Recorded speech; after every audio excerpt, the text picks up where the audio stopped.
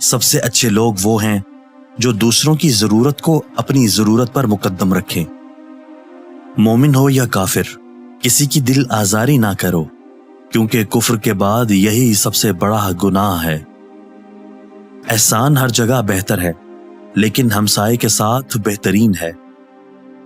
औरत का नामहरम मर्द से मुलायम गुफ्तगू करना भी दाखिल बदकारी है, और इसका बारीक कपड़े पहनना बरहना होने के हुक्म में है। औरत और बेरेश लड़का एक हुक्म रखते हैं। अगर नमाज बाजमात का हुक्म ना होता तो मैं मरने से पहले अपने दरवाजे से कभी बाहर ना निकलता। बेअमल आलिम पारस पत्थर की मिसल है, जो औरों को तो सोना बनाता है और खुद पत्थर का पत्थर ही रह जाता है। जिसने दौलतमंद की तवाज़ो इसकी दौलतमंदी के सबब की, उसने 2 हिस्सा दीन बर्बाद कर डाला। दौलतमंदी से ज्यादा कोई चीज ईमान में खलल अंदाज नहीं है।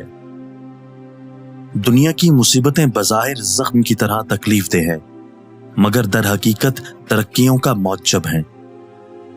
तमाम मखलूकात में ज्यादा मोहताज इंसान है।